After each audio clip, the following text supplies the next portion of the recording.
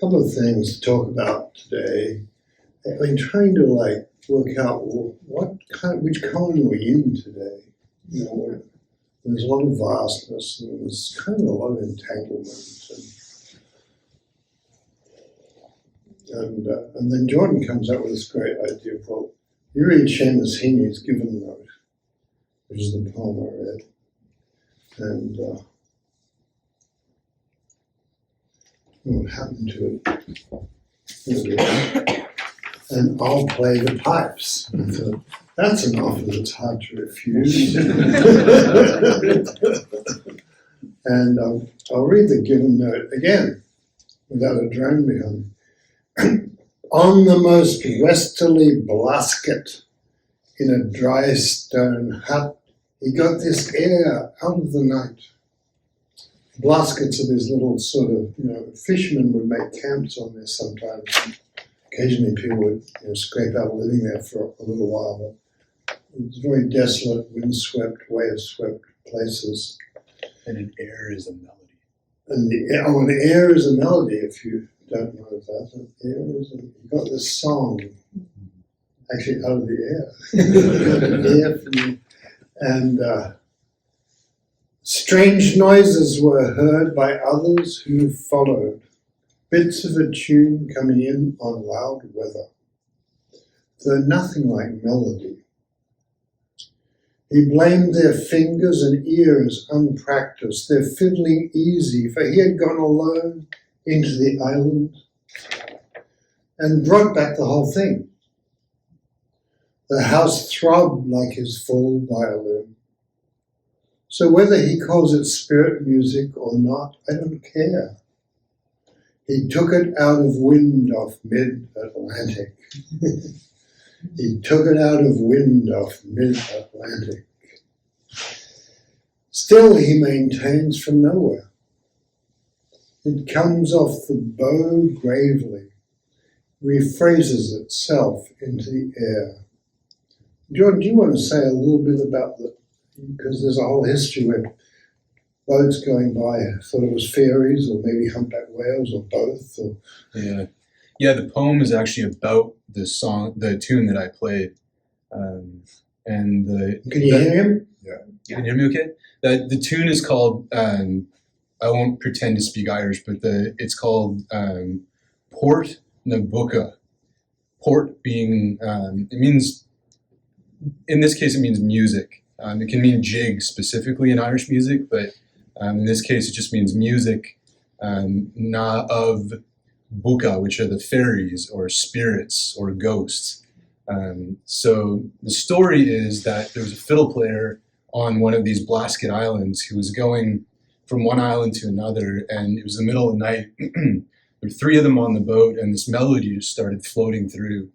And one of them was a fiddle player, so he grabbed his fiddle and started playing along and picked up this melody from what he assumed were the fairies.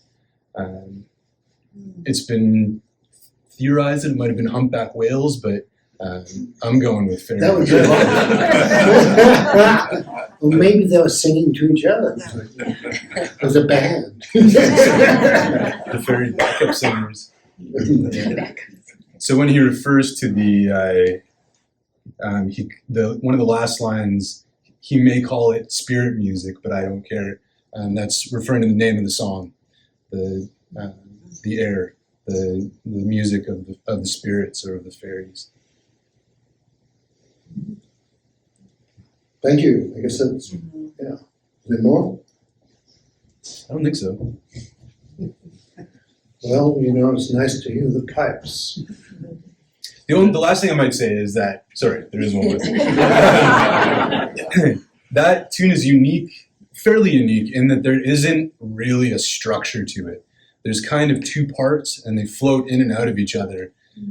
So it doesn't have the feel of something that a person wrote to me when I play it. It feels eerie and weird and has these kind of, it just floats in and out of something that isn't like any other piece of music that I've played. So I believe it came from the Buca, for sure. There you are, session and fairy music. So I've been wondering what kind of moment we're in. You know, the nice thing about session, like it gives you a generosity of expanse. You know, people come in terrified about something, and you know, other people come in a vast spaciousness. You talk to her. and that's all right, you know. And we were thinking there's a couple of different koans. You know, I just said, well, I'll consult my colleagues here about what koan are we in. We didn't get any further than I did, but because in a way I think we're in a mixed kind of moment. Day 4 of Sesshin is a great day, you know. And so, but one of the tasks to meet and to match a great day is not to go off with the usual concerns and fears and complaints and messages about doom and things like that, you know. And so, so that's a kind of thing, isn't it? It's a hard thing. We have a friend who used to get right, he really worked hard on his koans, and he'd get right to the end of the session and he'd just feel so crestfallen because he hadn't gotten enlightened. He was hoping for a before and after experience, and indeed some people have that, and it's a real thing. But then other people, I don't know, something happened and the petals fell off the flower and they just got clear, you know, awakened, free. Anyway, so he would do that in every session.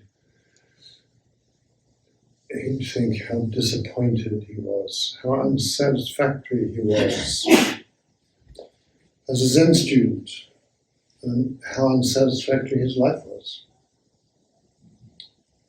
And those of us who knew him didn't really feel that, but you know, what you feel about your life is your business. So, you know, and then one day he was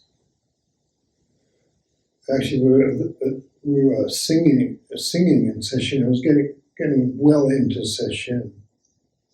I was thinking, I'm so disappointed. And then a Patsy Cline song came to him. I Fall to Pieces, which seemed about right, you know. But then that's a kind of Zen thing, isn't it? Falling to pieces means the universe starts doing it because you're not holding it all together. And it's very funny. So, I'm so disappointed. I'm so disappointed. I'm so disappointed. I'm so disappointed. I'm so disappointed. I am so disappointed. So that's the direction it headed off in. And it was kind of nice because you see somebody struggle and suffer, and they just need a touch from the universe. And in this case, it was Patsy Cline. But it wasn't, he knows everything. It was just the cult of the session. So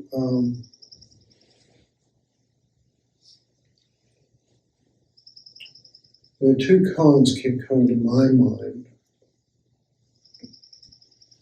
And I think the thing about the entanglement, that I just feel people are getting tangled. I think this is a time of the culture rather than session, but people are tangled, people are going crazy, people are all sorts of things happening.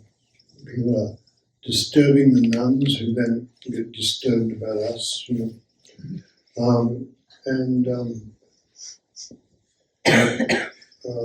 It's sort of, you know, it's what it is. And but this feels like somehow true to our time, that people are a little bit fragile.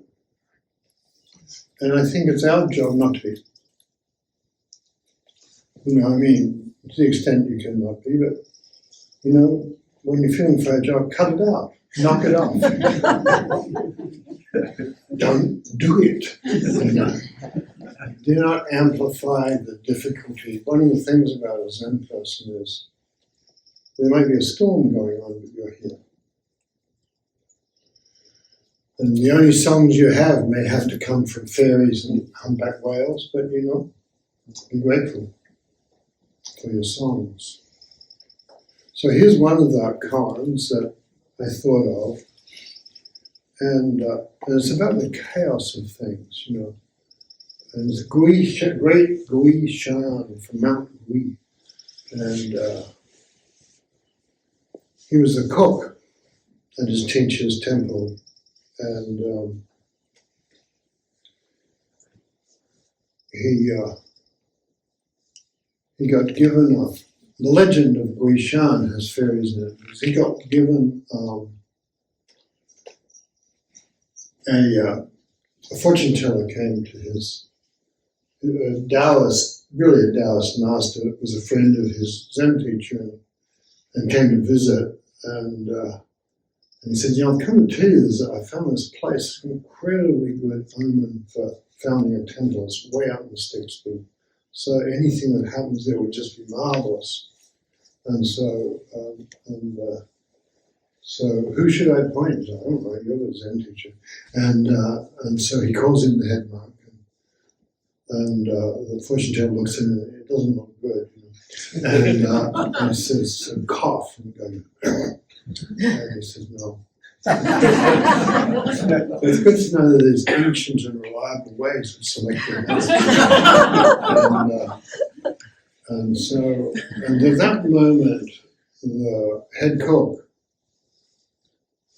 walks by on the way to the kitchen, and the fortune teller, the Taoist sage, says, him, call him in. And he calls him in and said, yep, that's, he didn't even get him to cough. He just said, that's him. And then everybody kicked up a fuss because they like the head monk kind of stuff. And this guy's just a cook.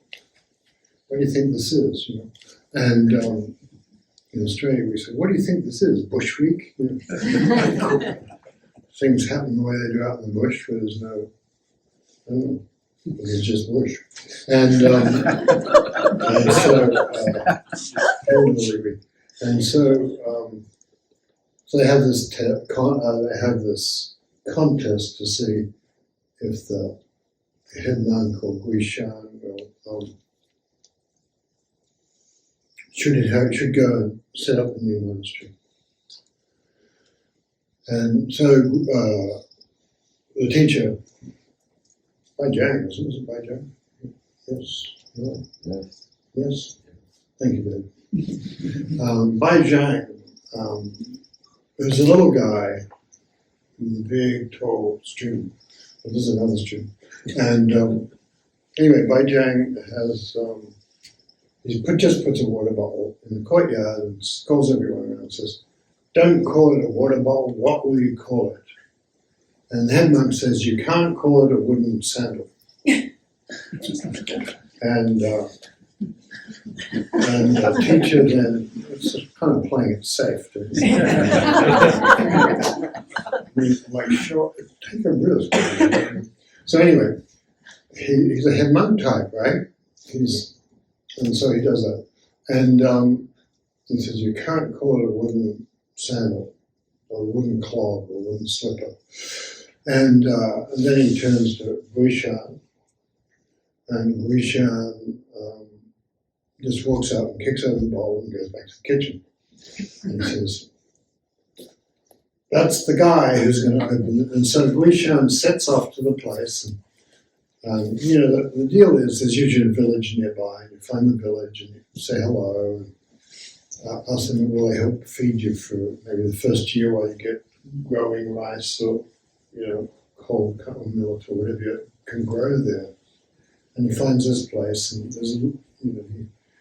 there's usually a little old stone hut that's completely falling down, and so he puts that back together and gets in and moves in and does his zazen, and he just waits for word to get around. And it doesn't. And not one little bit. And so he's sort of, the villagers come up and give him some food sometimes. He's getting pretty thin. And nobody comes, like nobody has heard of him, and nobody comes, and you know, no social media, nothing. Not getting any likes. You know. And so I like Gui Shan's temple in the bush. No, none of that. And so he, but usually word gets around, and it doesn't in his case. And so he thinks, well, I've given it a good try. I've been some years doing this. I think it was 10 years. Some years doing this. And auspicious as it is, it doesn't seem to be opening its heart or gates to me. And so he gathers up a kind of bundle, pilgrim's bundle, and he thinks, well, there must be some other place I'm supposed to have found a temple and teach.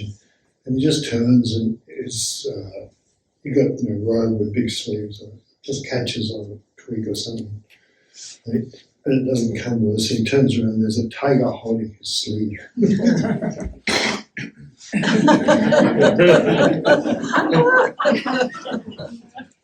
And he thinks, oh, maybe I'm not supposed to leave. And then he just stays there, and gradually people trickle in, and eventually you've got 1,000 people. But that's quite a few years. But he becomes this great teacher and attracts some great students. And one of them is Yangshan.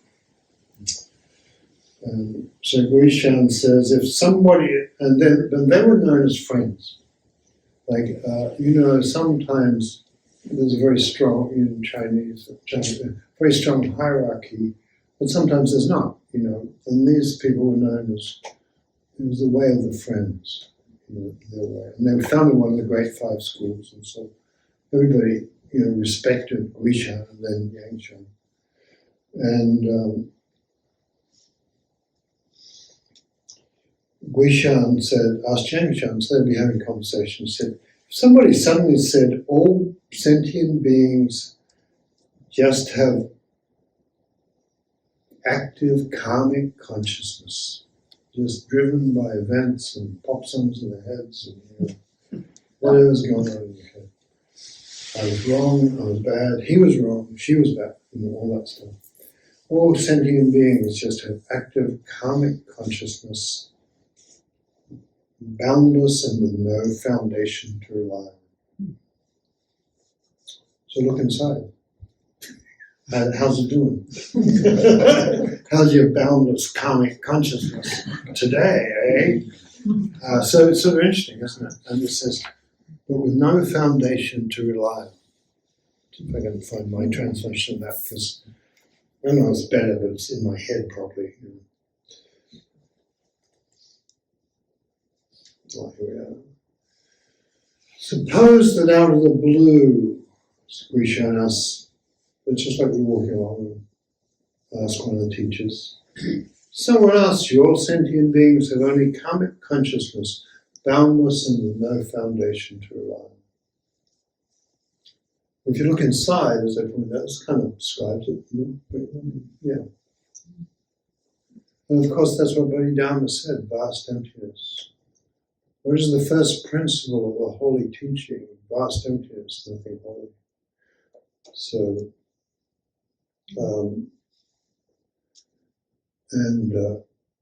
how would you conduct an inquiry into this? I'd ask a tiger, yes. Yangshan said, if a student like that came, I'd call, hey, Eleanor. And the student turns her head and I say, what is it? And then I'd wait while they think about it. And then I'd say, not only is karmic consciousness boundless, but also there is no foundation to rely on. And then Guishan said, good. So, Linji was always yelling at people, even if he liked you, especially maybe if he liked you, trying to drive people away with a stick and things like that, because he really wanted to shock people. Guishan just wanted to undermine the ground they were standing on. And you can tell, you're not walking on anything, There's no idea of yourself that will really help. And so when people are, coming around and saying, oh, wasn't this dreadful, this happened? I don't know. Because there's nothing to rely on. And we're all, it's the net of Indra, and we're all, it's like that. All the jewels in the faces here, and the hands, and all the jewels, and there's a lot of space between that, nothing to rely on. And I don't know if there's anything there's a lot of smart things to say about this, but I don't know that I can remember to say them. And we shall see. But it's a kind of classic kind of thing that just what's in your mind. And a student, there's a similar card here that's mentioned in the Book of Serenity. Another teacher says, the treatise on the flower ornament, this flower ornament sutra, is in this great, mad, long text, but it's full of the net of Indra comes from that. There's a lot of beautiful images, and it's sort of wise. It's one of those things, if you read it, it'll eventually mess with you. It'll get interested in you if you read it, but it's not the sort of thing you give a classroom report on. Apart from the fact each volume is 3 volumes, and each one's 1,000 pages. And so the monk asked his teacher, the treatise on the flower ornament says that the fundamental affliction of ignorance itself is the immutable knowledge of all Buddhas. So the songs in your head, I thought to pieces, whatever. That's a bit old-fashioned now. Yes, still a good song. Can you read that again? No. Sure. The fundamental affliction of ignorance, the delusion itself, the ignorance of not knowing that you have it, not knowing that you're standing on the empty ground. The fundamental affliction of ignorance itself is the unchangeable, the immutable knowledge of all Buddhas. What you think is your problem, that's the wisdom of the Buddhas. Howls of protest.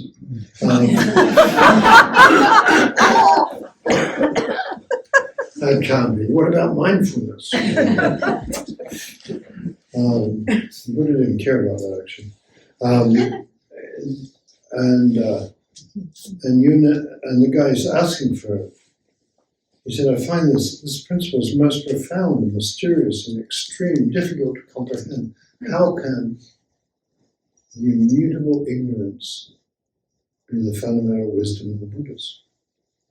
Immutable means unchangeable ignorance. That means us. And the teacher, who's Yunnan, said, this is distinctly clear and easy to understand. Of course he did. And at that moment, a boy was sweeping there. Yunnan called to him, the boy turned his head. Yunnan pointed to him and said, is this not immutable wisdom? Pointed to the boy. And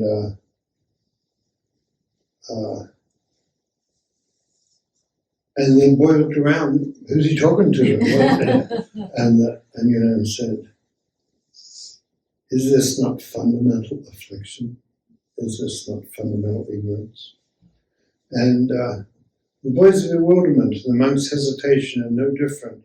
The fundamental affliction of ignorance and the boundless, unclear active consciousness are the same. And this way, these people, they you notice they did it through conversation. They had these strange conversations that sort of loopy, but something's going on. We realized this when we started, we realized that Koan study was going to turn into something kind of, I don't know, less interesting, I thought, which was like, if you purify your mind, you get calm, all that. And I thought, I don't know, and doesn't sound likely to me.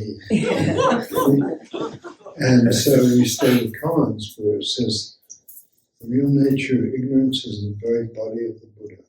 And we into. It's sort of strange. And so the thing you're trying to get out of your mind if you enter there, the comment about enter there, hear the sound. Hear the sound of the weather changing, the cool wind in the trees. Yes, why? Yes, so why? Yes, I do. Yes, I do. Enter there. Nice. Yeah.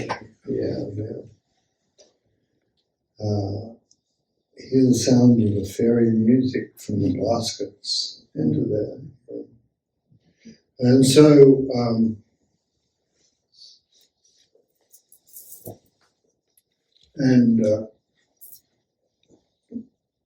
Tian Tong said, one call, and he turns his head. Tian Tong was a poet who did with the Book of Serenity what Suedo did with the Blue Cliff, and added poems to all the poems. One call, and he turns his head. Do you know the self or not, the true self or not? Vaguely, like the moon through ivy, are present at that. A child of riches, as soon you fall on the boundless road of destitution, you have such sorrow. That's the thing it's in Hakuin's thing about wandering on the tour. Some Tibetan, one of Trungpa's teachers, she translated as your daddy's rich and you're wandering in the streets.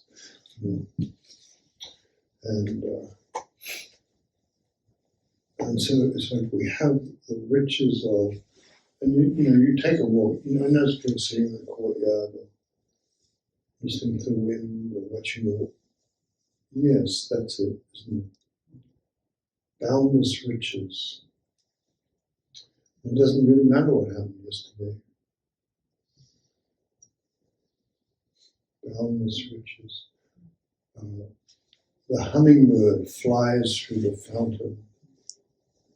The hummingbird flies through the fountain again in a flash of green and spray. Yellow iris stands up. The old violin plays a note. Boundless riches are ours. Each person's face is illuminated. Boundless riches on the noble path. Pretty good, nice work. And you're always occupied, you're always noticing. Someone else, boundless riches, boundless riches, boundless riches. Doesn't matter what happened 5 minutes ago. Here you are. And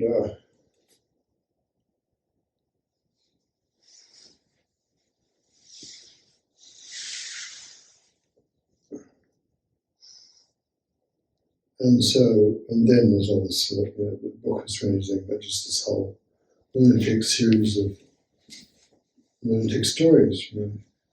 Bai Chang went into the hall and the assembly had gathered, he drove them out, and then he got his staff, and a big staff, he says, Shiona, and he drives everybody out. And then he calls the crowd, and when they turn their heads, he says, what is it? What is it? And sometimes people got enlightened just then. Some other people didn't. Everywhere this is called Bai Jiang's whole leaving phrase. Chinese culture is great like that. It gives a long label to everything. The whole leaving phrase. This too should be investigated thoroughly. Wang Jing said, I got a saying from Shui Feng, and then I became Prime Minister. And the quote people would study with the Zen teachers. And I became Prime Minister, and someone inquired further and said, kind of nosy, and said, well, what do you mean? And Wang said, the old fellow used to always say, what is it? What is it? What is it? That's how he became Prime Minister, he claims. And then Wang Bo also would call people in the hall and tell him to leave, and then call him. And when they turned his head, he'd say, "The moon is like a drawn bow. There was little rain and much wind." And like it's the continuous disruption of really, I suppose, your belief in what you believe. And there's nothing wrong with what you believe, but there you go. There you go. It just goes to show is another Australian saying when you don't know what to say. So there you go. It just goes to show. It's like a good Cohen phrase. What is it? There you go.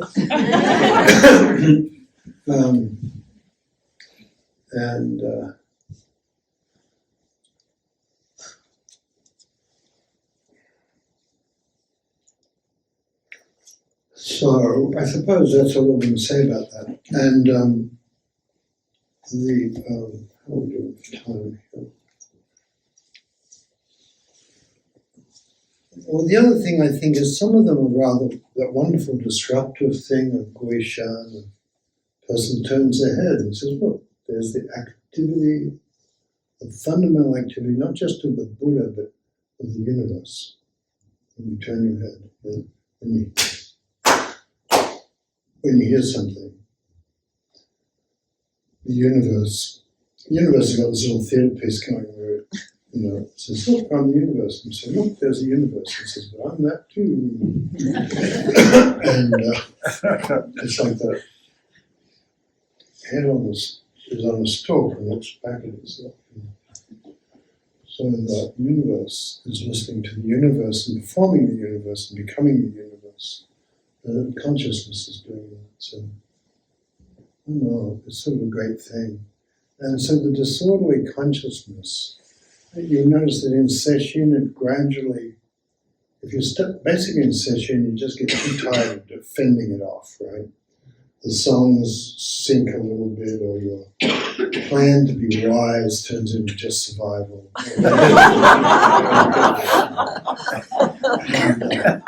And you had explained to your friends how you went to this cool retreat, and there are these wise people, or at least I became wise, and you forget all that. And you can't be bothered, And the way that's a good thing is that it's not important. How you stop thinking of yourself. You stop being full of concern about who you are and how other people see you. And the other koan I nearly did today, so he said, that's one of those tricky things. If I say nearly did it, I'm telling it to you, I'm doing it. The Diamond's Kata scripture, the Diamond Sutra says, if you are reviled by others, if you are disturbed, or if you revile others for that matter, if you say, it's his fault, it's her fault, how dare they? If you are reviled by others, it's because you have done wicked deeds in previous ages and are about to fall into evil ways. So just,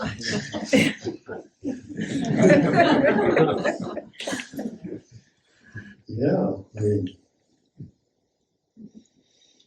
and but because of the scorn and revilement of people of the present age, because everybody says she is about to fall into evil ways and be reborn as, I don't know what, a bat. And you have to live in the dark. Whatever. Because of the scorn and revilement of people, the wicked deeds of past ages are dissolved. And some people can take this stuff kind of seriously because it's, the Zen thing just, it says when somebody scorns you and says, you jerk, you did that, you are responsible for, and they write a 30-page letter to the board of directors. And they do that sort of thing, right? And then they get tricycle on board and all that stuff. And all of that. And in a way, it starts to open for you. So being scorned or reviled or disappointed. I'm so disappointed. I'm so reviled. So reviled. People think I'm so bad. And then you awaken, and there are no past deeds and none of that.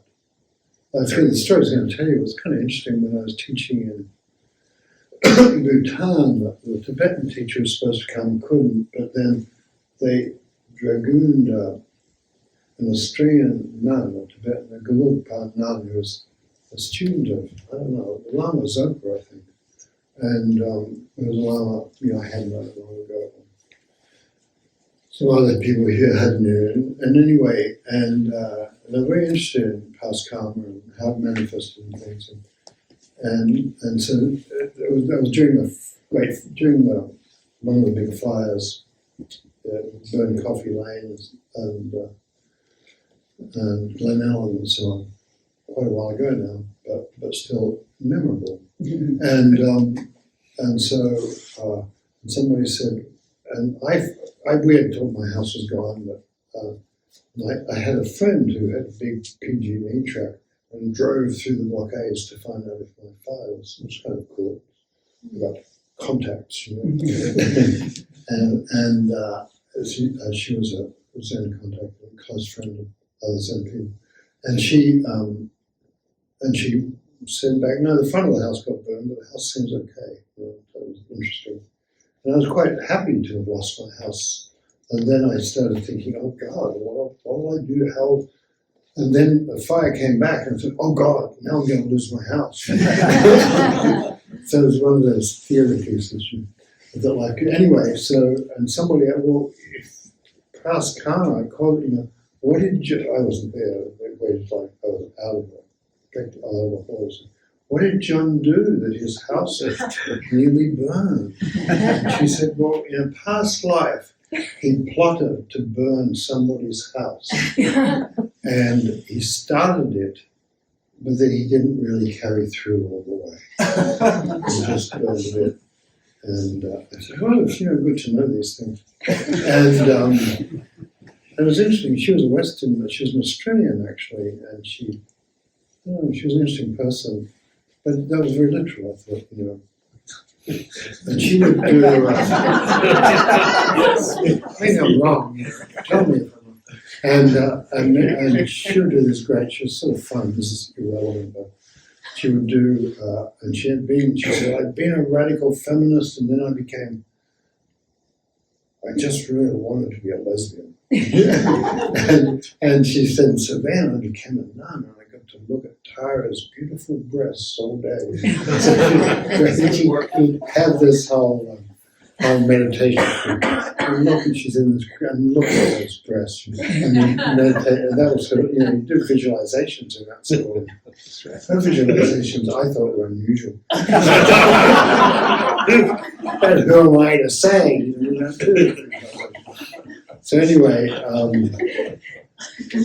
the point of it is, Hakuin's thing, if you do Zazen even once, it wipes away beginningless crimes. So scornful revilement was often called the scorn, and what a profound thing scorn is in our lives, and how we don't want to be scorned, and how, in a way, it's a terrible thing, but in another way, it really is one of the things that really assaults your idea of yourself being scorned, having a village turn on you, put dead cats in your mailbox and things. And if it's ever happened to you, it's a profound thing, right?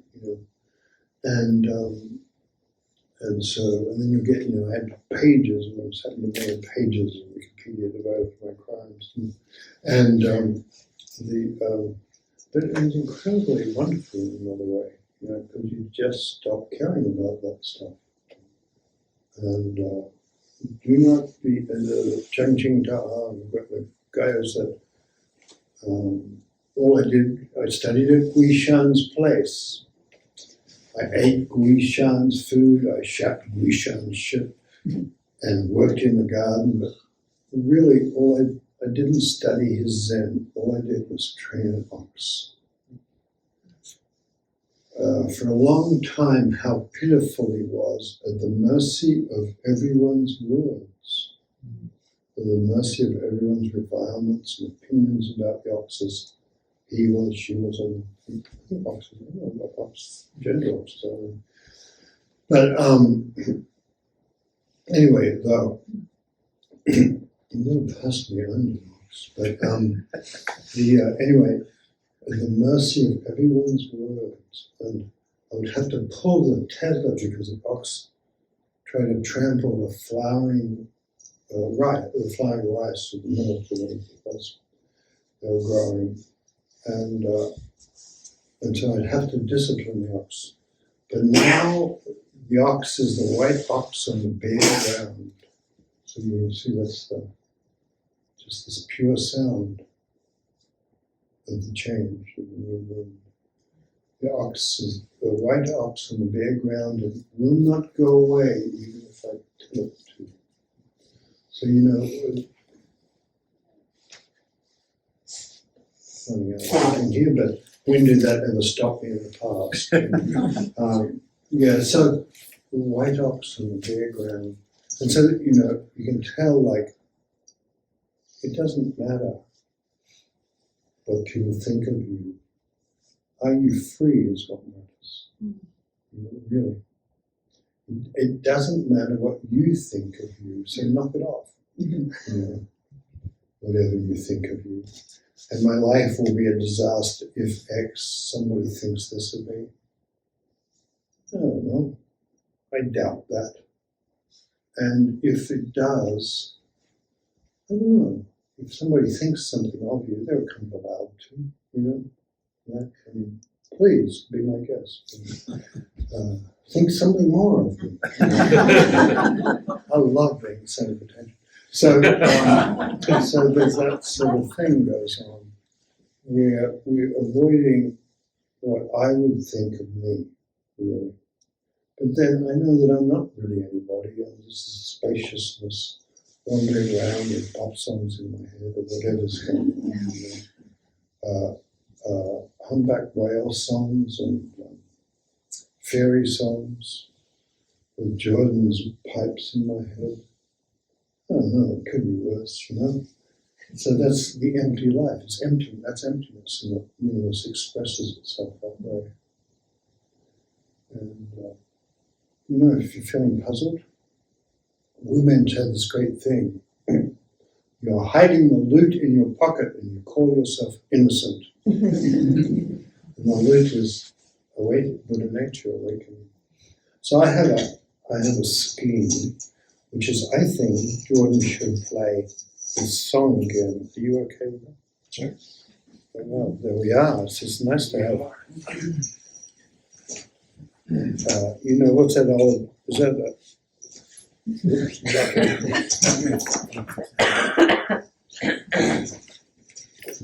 there's an old Jacobean song about, I don't know if it's Mary Queen of Scots or something, and she shall have rings on her fingers and bells on her toes, and she shall have music wherever she goes. Here you are. You've got rings on your fingers and bells on your toes, and now you have music wherever you go.